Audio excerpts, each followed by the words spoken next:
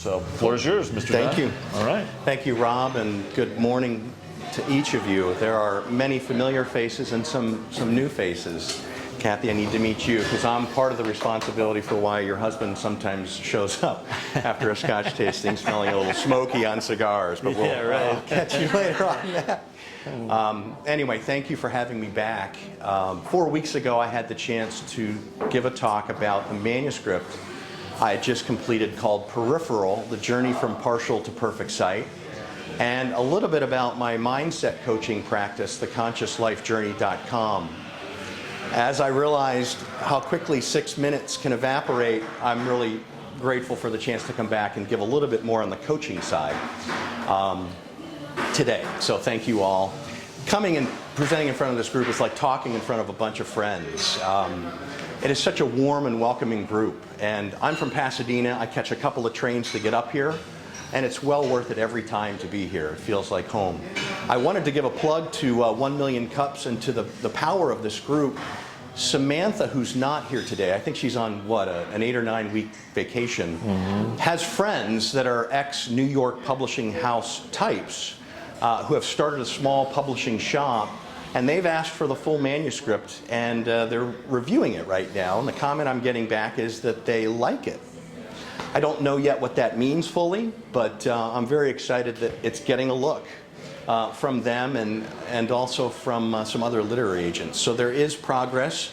Part of that progress is as a result of this group and a month ago presenting it. So, theconsciouslifejourney.com, and coaching is the other side of my entrepreneurial or small business venture. And what I'd love to do today is to share something that I had been given in my journey in coaching that I share with my clients and that I'd like to share today in our talk. And it's a very simple acronym. The acronym is CORD, C-O-R-D. And before I get to what the letters stand for, with this acronym, with this tool, with this device as a fundamental beginning point in the coaching practice, I'd like to ask a question and have you think about this question. How much of what troubles us in life is simply a bundle of thoughts? How much of what binds us in life is merely a bundle of thoughts? My coach asked me that. People come to coaching for all kinds of reasons. More often than not, it's because of a difficult transition in life, be that work or career related, be that in a meaningful relationship in their lives, be that health issues, fitness issues. Those are more often than not the broad categories of why people come to coaching. And I know certainly I had some of those for my reason in coming to my coach. She challenged me right up front as a beginning point in the coaching process to look at my thinking. Because the contention is that our thoughts are far more creative than we realize. And if we could look at the outcomes in our life and step those outcomes back, we would probably come to a collection of thoughts that are repetitive and can be constructive, but not always. And sometimes that leads us to the difficulty we face and the reason for coaching. So the acronym, CORD, is something I was given. It's simple, it's rudimentary, it's something that will work in the day-to-day flow of life in the moment where thoughts come that might not be so constructive. CORD stands for the first letter C, catch. The O is observe. The R is replace, and the D is dissolve. How is this a helpful tool? Dr. Joseph Dispenza, in his book, You Are the Placebo, said that the average person has about 70,000 thoughts a day. And of those thoughts, an alarmingly high percentage of them are repetitive, negative, and often not constructive. So taking a look or thinking about what we think about is very important. And using a simple acronym, CORD, has helped me and hopefully clients and you to the degree that it's useful to you to look at the thoughts, to look at what we create with our thoughts. Here's a wonderful exercise. Take a day or take a morning or take an hour in the morning and just catch how many times your thoughts might be based in fear or worry We're all small business owners and entrepreneurs. How often are they coming from a place of scarcity? What if I don't get clients, right? What if this book doesn't get traction? What if, right? Take an hour and catch how many times our thoughts are fear-based or worry-based or from a place of scarcity. And we can become the observer of our thoughts. And with observation, there's a deeper presence. We realize we are not our thoughts. We are simply observing them as they flow, the wild river of thought as it moves through our mind. We have the chance to observe them and realize they're not the truth of us. It's simply a story we may create that we choose to believe and live from, but is it the truth of us? More often than not, it's not. So being the observer brings a presence, it brings an awareness and a consciousness to our day-to-day life. And then we can move to the R. We begin to, okay, if those are not the thoughts I want to have, what can I replace those thoughts with?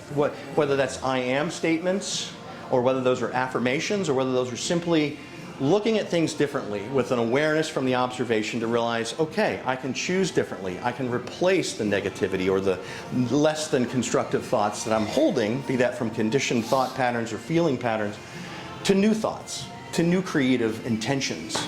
And as we do this as a process, very much as a daily practice, watch how old conditioned thought patterns, emotional patterns, speech patterns, which lead us to behavioral patterns in our lives, dissolve. And there's the D. So we catch the thought, we become the observer of our thoughts with a great presence, awareness, and consciousness. We replace thoughts that we don't want to hold as a practice and a process over time. And watch how things change. Watch how life begins to work for us and show up for us in ways that it otherwise wouldn't have, because we're in this conditioned loop. So, as I said, that's something that's helped me. It's rudimentary, very basic, but I find things in life that are simple are actually usable because I can remember them in the moment and I can put them to work when I need them and watch how things change. So, thank you. That's nice. what I wanted to share. Well done. Well done. All right. Cool. Well, thanks, Ed. Sure. All right. So now we come up to the time that Ed does his little 6 minutes. Really, kind of 7.5. Oh, thanks. Thanks for the grace. That's all right. That's all right. I knew I was outside. That's all right. You're good. You're good, though. You're good. We love you. All right. So now this is where we all get to participate, right? So we've got up to 20 minutes to be able to ask whatever question that we have of Ed, even if it doesn't pertain to the This chord. is the fun part. If it's, if you ask him what his favorite scotch is, even. So anyway, so he does. I've witnessed it. I know that for a fact. Yeah. Yes, I know that for a fact. So yes, he does. All right, so here we go. 20 minutes Q&A. Mr. Bernstein. E. We're gonna go with just. We're gonna go with. Always that kid in school that teachers appreciate me asking questions. So first of all, I want to say, great job on the single thought 6-minute discussion. Very simple. I agree. If it's simple, it's easier to follow. The question I have is, all of us who do consulting, we tend to not take ourselves on as clients. And we should every day anyway, you know what I'm saying? Because like when you do the chord thing for yourself, how often do you find yourself actually doing that and filtering out those negative conversations you have with yourself? And what do you think the result has been in your progress, both with your book and your consulting? Thank you for that question. That which has bound me from my past, it's true for all of us. Takes a long time to get out of the woods, right? Whatever that may be. I've been doing this for about 2 years now, and I try and do it every day. As often as I can focus on my breathing, for instance, whether that's an on-the-mat meditation or a take-it-through-the-day type meditation, the next thought behind focusing on the breath is, what are you thinking, right? And so it's taken 2 years as a daily practice to begin to let this change things. And it doesn't happen overnight. It's not a one and done, but I can't not do it now. Sorry for the double negative. I can't not do it. It's now habit. It just releases a different kind of energy, a different kind of vibration, and things start to work synchronistically in a way they didn't when I was lost in worry about the future or regret about the past, right? So, 2 years. Right, good comment. Yeah. We'll forgive the double negative, by the way. Thank you, editor. No. And yeah, I agree. It was great. It was a great presentation. It was super clear and super eloquent. I really liked it. Do you have any specific examples of applying CORD, or maybe having a client who applied CORD? Or what are some specific changes that you've seen? Yeah, thank you. For me, front and center would be leaving 20 years in financial services and the investment world and coaching people vis-a-vis their money. If you want to deal with emotion, work with people and their money. Walking away from the numbers and stepping into the world of words, writing a book and the 2-year process, as I talked about 4 weeks ago, at the laptop every day. Staying, as I was speaking with Leslie before, why am I doing what I'm doing? As you're into it and realizing, wow, I'm not sure I'm as clear as I need to be for why I'm doing this.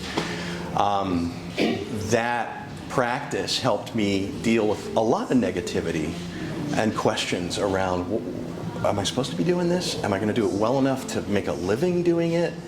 And it's now the practice that the book's written and the coaching practice is running, and I'm helping others, is, yeah, I see that it does work and it does open things up. So I think I would answer that very personally, that it's what's seen me through a completely radical work transition. And the feelings of scarcity and 3 in the morning, like, what if this doesn't work? How can I go back to what I knew? I don't really want to go back to what I knew, but I may have to. So, if that answers your question. My question, and I hope I formulate this correctly, but I think my question deals with, how do you delineate between a negative thought and a sad thought? Because as I was listening, and I'm one of those people too that have had to grow out of a lot of negative thoughts, always, berating myself over negative thoughts. But if I try to remove all negative thoughts, there are some thoughts that are just sad, not necessarily negative. I can't continuously live in a life where I'm just happy all the time, right? That's not reality. Right. But there are times that you have sad thoughts, and they're not necessarily negative. They're just truthful. And how do you delineate between the two? That's a great question. I would go to the O. The observer that we can be of our thoughts and our feelings allows us to see them for what they are and feel them. In other words, the idea of acceptance of those thoughts in the moment, observing them, allowing them to be, letting them pass through, is a really healthy way, at least for me, to feel them, to not try and resist them or deny them or judge them. Just feel them, be with them, and let them dissolve too. The negative thoughts I'm talking about are the, you can't do this, you're not worthy of this, right? Worth questions, that doubt question, you're never going to be able to do this, that little nagging monologue that may come from criticism way back. And Hunter could talk about family of origin speak and how that affects us, right? I would refer a lot of the deeper stuff to your son, Hunter. But it's there for all of us, right? The doubt that comes in the form of, you're never going to be able to. That's a different thought process or feeling process than sorrow, if that's helpful. Thank you. Can you maybe highlight a situation where you've worked with someone and you've seen them really transform? Yeah, I'm fairly new, and this is a journey. It takes a while, but amazingly enough, when someone comes and we get through 2 or 3 or 4 sessions or however many of the story, and some people want to stay in the story. They just want to loop the story, and they never really want to do the work. The biggest sign that we're ready to make forward progress is they're done with the story and they want to go to work. And seeing them take the incremental steps. And often I'll begin with this. Okay, let's break it down. What are the outcomes you want? What are the outcomes you've had? And the thought and feeling and speech process to them. What are the outcomes you want? What values serve you and have worked well? What values may no longer serve you and work well? When they're really willing to do the work, be that conversationally, be that in terms of the reading, be that in terms of journaling and discussion, that's an exciting point. I'm not necessarily far enough along with anyone to see the end product. That can be 5 sessions. It rarely is. It may take longer. Well, it's okay. It's a small step, but still, you've seen them transform in that step. I'll tell you what, when someone really takes the step and you realize, wow, this is, despite me, this is really working. It's so exciting. It's so exciting. Thank you. Who's your ideal client? Who do you think you would work with best or see the most results? Who am I most comfortable with? Someone who walks in my door and says, can we talk about money or budgeting? Like, yeah, right, no problem, I can do this. If somebody has, probably someone who's trying to solve something that it's a higher level something, it's not family of origin things, it's not trauma, I'm referring that out. But there are lots of things in life that we can tackle. Certainly business problems, money problems, budgeting, or health problems. I like to stay fit. I can help someone be an accountability buddy in terms of, what are your food choices? Are you getting to the gym 3-4 times a week? Those kind of things are very helpful. What I do find is that often we start somewhere and then we go somewhere completely differently that they had no idea they were going to go. That's how that relationship of trust opens up and broadens, and we get to some deeper things that are appropriate for a coach versus a licensed MFT. So, thanks. Great question. So there's one other question That though. seat's taken, though. I'm just going to borrow it just for a moment. For me, and I can't wait to get back to it. Yeah, Ed wants to sit down. He's been standing for 20 minutes already. So, so the question I would have would be, through your accident that you experienced, right? What have you had an opportunity to speak with somebody that has had an accident and is just trying to overcome just the mental trauma that they're going through with that, or if not, how would you approach something like that? Great question, thank you. Not an accident victim per se, but people with disability. Here's looking up my address, right? I've lived for 33 years with partial sight. So coaching people with disability, in business matters, in relational matters, and how do I be fully who I am in this world when this world kind of isn't always warm to disability, has been a wonderful target group for me and often leads to referral. So in that, then, just because of your own personal experience, though, that you've gone through, that you could speak to, before, like, for instance, our friend Jeff is a grief counselor. Yes. And, he would be a great referral program probably for somebody like that. Yes. But prior to Jeff taking over, somebody's like, hey man, I really appreciate who you are. I appreciate the rapport that we've built up, and I just want to wrap with you about my experience. And I don't mean to oversimplify this. I've never been through something like that, so I don't know personally. But where would you start if a person came to you and just said, hey man, this is what I'm trying to wrap my mind around. I'm still in the corporate world, and you know what I mean. So maybe something like that. Where I start is with the most difficult 4 words you can string together and ask somebody, what do you want? That's a terrifying question, and more often than not, people don't know.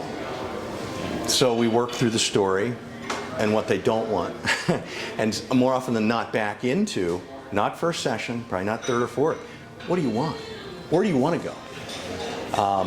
Often with Jeff as a referrer they do their grief work first, and they're clearing a tremendous emotional cloud out of their life, and then they're ready to take a deep breath and say, what's next?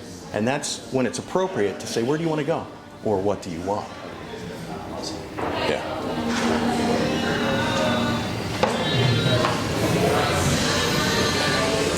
So you've mentioned in passing a couple of times the story as opposed to the work. Could you expand on that a little bit, the differences?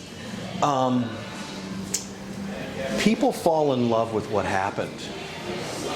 They have worn their friends out with what happened.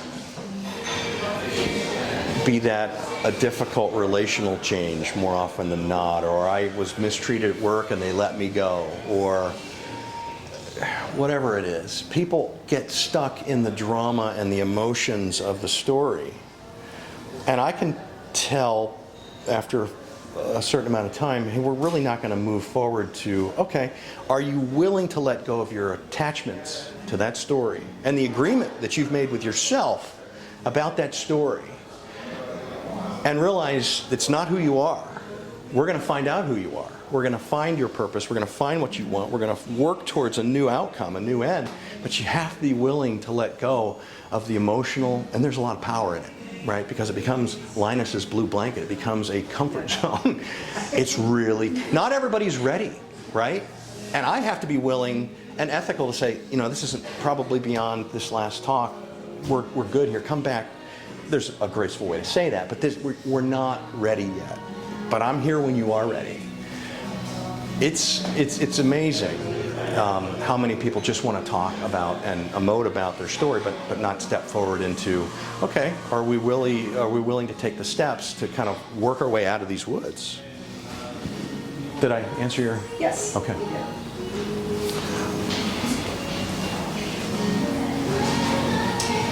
Oh, good. 30 minutes. Probably done now, right? Let's go really quick random one. Maybe I don't need the mic. Yeah, get a I need the random mic. question. Oh, you need the You mentioned you commute. Have you met anybody like super interesting, maybe on the train or on a bus that you can?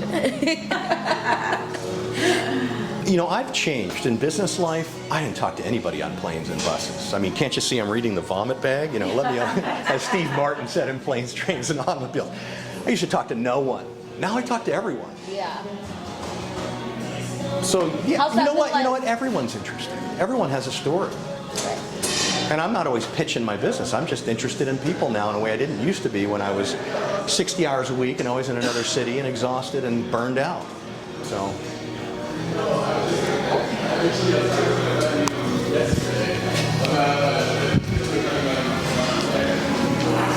Okay. So, what's that? Yeah. No, we're not. We do have one question left. No. Oh, yeah. That's Okay. What kind of pizza? All right. So, Kyle. just in the event that Kyle Duffy ever watches this, because it could happen, because he is, like you mentioned earlier, right? He's laid up in bed, so he's recuperating. So, Ed, what is your favorite pizza? I'll go with the same answer, beef and black olive, for consistency's sake. Awesome. Changed since a month ago. No. Did we ask you that question a month ago? Kyle asked a month ago. That's right. Yeah. He was here. And that's what I said. That's right. The one and only time he's been to 2.0. 1 million cups 2.0. You know, if you do change your answer, it's because you've left those negative pizza thoughts behind have and an attachment expanded to your beef and black awareness and your olive. attachment to the I'm black attached to olive, it. and you're willing to move forward. Shifted to non-plant-based. I love there, it. there. That's Right, right. there you Yeah, go. meat eater. So, all right. So the last question now is, how can we as a community help you in what you've presented to us today? You already are. This is like standing in a living room talking to a group of dear friends. It's become that so quickly.